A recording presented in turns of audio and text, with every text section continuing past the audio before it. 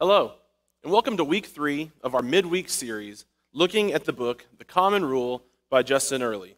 If you haven't bought this book yet to be reading along with us in conjunction with these videos, you're really missing out.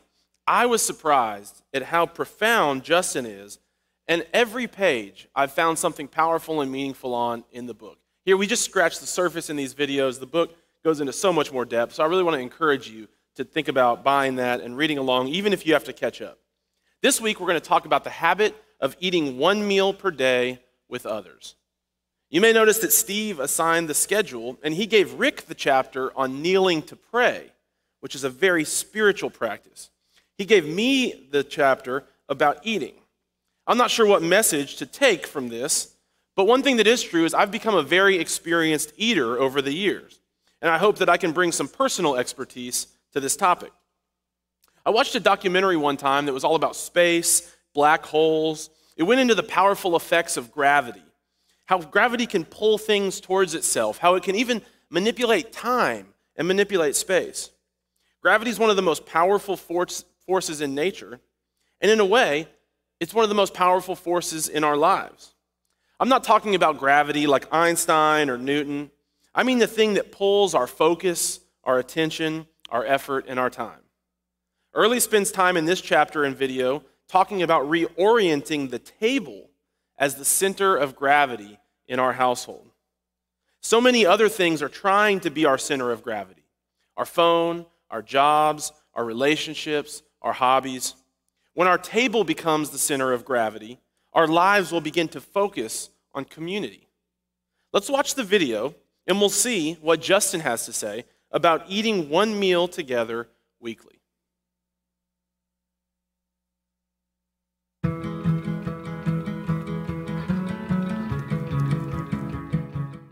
Hi, and welcome back to this video series on the Common Rule, Habits of Purpose for an Age of Distraction. The Common Rule is a book about 8 daily and weekly habits designed to form us in the love of God and neighbor. And this video series is a guide to reading the book, discussing the concepts with your community, and most importantly, practicing the habits together. In this episode, we're going to be talking about daily habit number 2, a meal a day with others. The question we're going to be asking in this habit is, what is the center of gravity of our daily routine? Is it our work schedules? Is it the kids' activities? Is it our general busyness or something else? And we're going to suggest that ordering life around the table, making the table our center of gravity, is a way of actually making communal life our center of gravity. When my wife and I bought our first house in Richmond, the house we still live in, she tried to convince me that we should buy this perfect, long, vintage teakwood dining table. It had popped up online, and it was on sale by some local Art Deco dealer who was selling everything and closing the business. Now, it's the kind of table that takes up a lot of space, and it has this grain that calls attention to itself. It begs to be the center of the room. And at first I balk. I try to point out gently that this table, despite being on sale and actually really, really good price, would nonetheless cost about 10% of our already shoestring renovation budget. But she was adamant, pointing out that, well, this was the kind of table that everyone gathers around. This is the kind of table the family sits at, so it was worth the expense. Now, of course, we bought it, and of course, she was right. The table quickly became the centerpiece to build the rest of the house around, and our family of 6 eats there every day, and we can insert leaves into it to extend it to fit 15, 16 people for gatherings.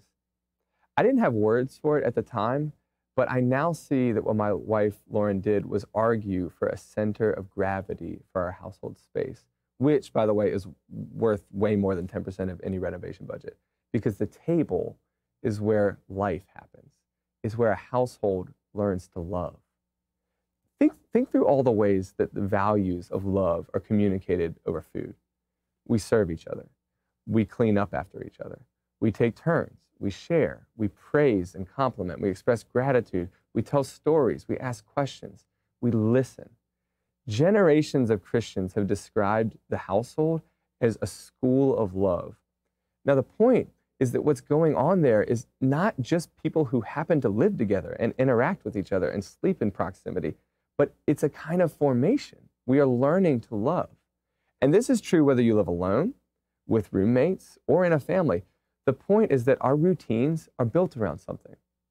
And the exhortation to build them around a common table is actually an exhortation out of the individualist life and into the communal life. Now, you might be thinking that this is a kind of inward habit because it's all about the household or the family. No. One of the things that's actually so important about the table is the extra chair. You know, I can't remember, for example, the last time someone who did not know Jesus took me up on an invitation to come to church. But I do know that last month at our neighborhood small group dinner, we had 5 or 6 neighbors who don't know Jesus come and eat with us. And I really think that in our modern moment, the table is going to be the frontier of evangelism. The table is not only the place where we build community with the insiders, it's also the place where we welcome the outsiders in. Now, practicing this habit really depends on where you are. If you're a family, family dinner is the obvious choice. There are few household rhythms more formative than a family dinner. If you're single, first, let me acknowledge that this might actually be a painful habit for you to consider. You might be sitting there thinking how much you wish you could have a family dinner. My suggestion for single people or maybe people with roommates is just to think about eating maybe lunch in a public place. Maybe that's going to a common room at work or a cafeteria. Just trying to invite community into that moment. And again, whether you're practicing this habit in a family or in a roommate context, remember, the most beautiful part of this table habit is inviting someone else into it. So think about how your rhythms of eating can become ways to draw the neighbor in. So that's the idea behind the daily habit of one meal a day with others.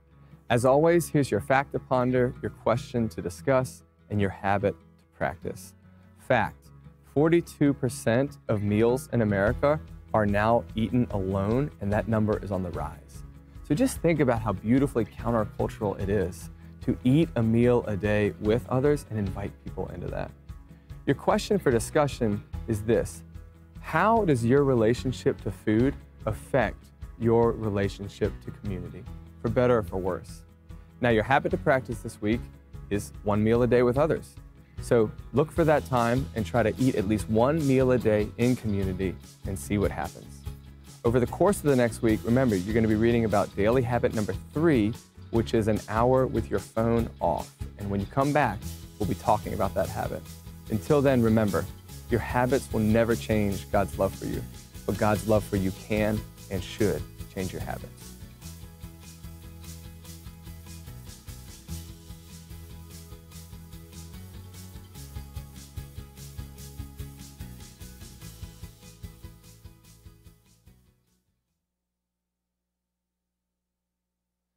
Justin gives us a lot to think about here.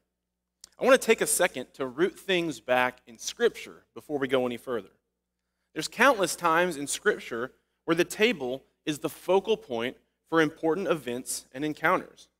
In the life of Jesus alone, we see the table, we see meals as being a critical part of what he's doing and where he does ministry. See, we see Jesus in Luke chapter 5 eating with sinners. There's the parable of the dinner guest in Luke chapter 14. In Matthew 14, Jesus feeds 5,000 people. Jesus, he eats with the men on the road to Emmaus in Luke chapter 24 before they have that life-changing encounter in Revelation. And then there's the obvious Last Supper meal in Matthew 26. No, there's something important about the role of the table and that communal meals should have in our lives. Jesus models it for us. Scripture shows it to us. So it should be something important for us as well. I want to revisit a few of the points that Justin makes in the book and also in the video. First is that the table serves as a model for what it means to live as a Christian. I don't know if you've ever thought about that. I never had until reading this chapter. But the table actually helps teach us what it means to live like a Christian. What do you mean by that? Well, at the table, think about the things you do. You share at the table. You share food. You share stories. You serve people at the table. You talk and you open up about your day and your feelings and your emotions. You laugh. You cry. You grow closer to each other. It's Christian community embodied around a small table with a meal involved. If your house is anything like mine, it can seem like the dishes never stop and there's more than enough chopping to go around. But is there any endeavor that's worth our time than something that shapes us into the image of Jesus, like sitting around the table with others?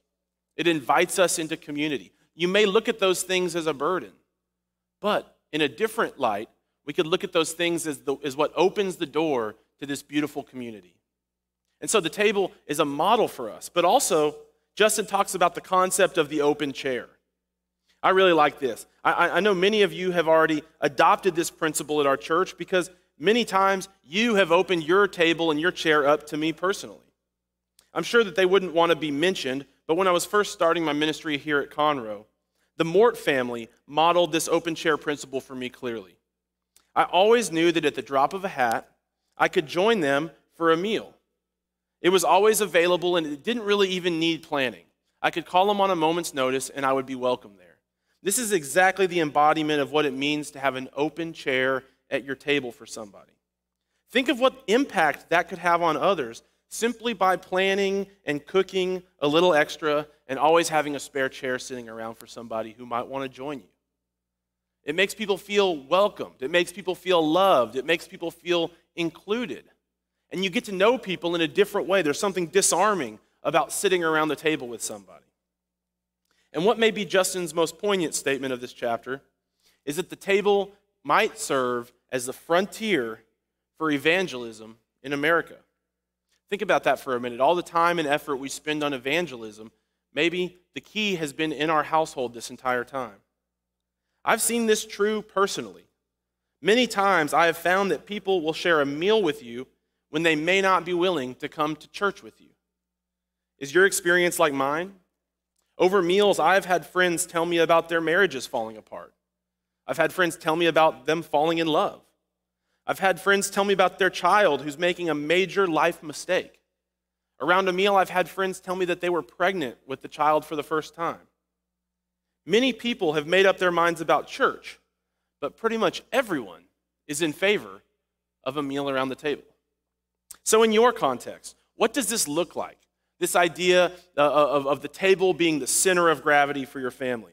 Justin mentions it, that for each of us, it may be a little different. When I was in college, this principle worked differently than when I was a single professional. And it's different now that I have a family. So if you are young and single, you have to be proactive to make this habit work. Because there may not be a built-in group of people for you to share a meal with daily. But it also might be more critical for you than for other groups, because when you're single, isolation is something you have to fight against all the time. Making community a priority, making community something that you really invest in is very important. For families, this should be easy, but it's also the first thing that gets sacrificed when schedules fill up. Families, you need to fight for mealtime around the table. And Justin's calling us to fight for it daily. Pick one meal, find a time when you always can gather together around the table. For empty nesters, you may need to relearn what it means to invest this time in your spouse, or also to invest it in friends. Don't get into the habit or the rut of just letting mealtime be something else you accomplish in the day. And older folks, maybe mealtime for you could be a time when you serve to mentor someone younger. Or maybe one of these singles who doesn't have it built in and ready there waiting for them. Invite them to your table. Have an open seat ready to invite people to join you. I know that it's strange to talk about meals together in the time of COVID, but our current circumstances does not change the importance of the principle.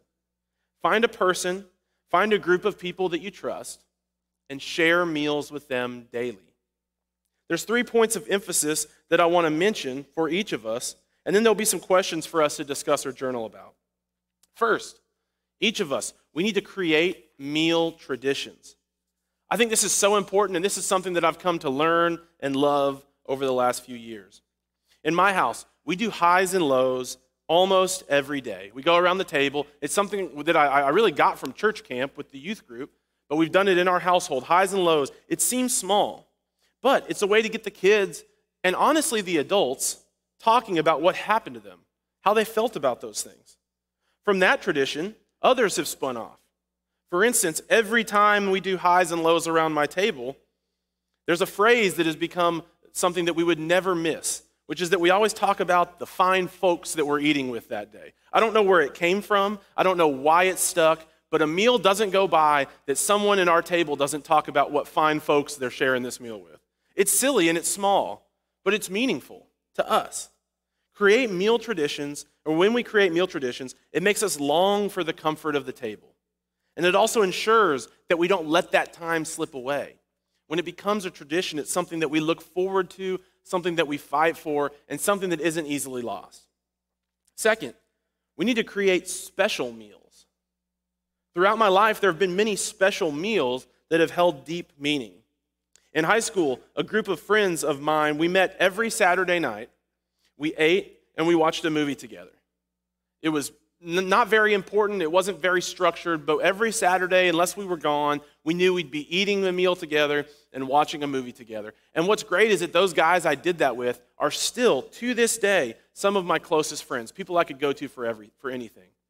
That special meal bonded us together. In college, I was blessed to have my brother, my sister-in-law, and 2 cousins all attend the same college while I was there. We formed cousin dinner, and it became a sacred time for us to be together as a family. It was a special meal, but again, it meant something to us. It was important. It had value. I spent 2 summers in the mountains of Colorado leading backpacking trips for youth groups. And every week before we would go out on the next week's trip, we did what we would call the Last Supper. And looking back, maybe there's a small element of sacrilege there to call something else the Last Supper, but we were in college, and that's what we called it, the Last Supper. We never missed. We would get together, we would tell stories, we would eat, we would laugh, and we would enjoy being together before we spent the week apart. It was something to look forward to, and it was something deeply meaningful to us.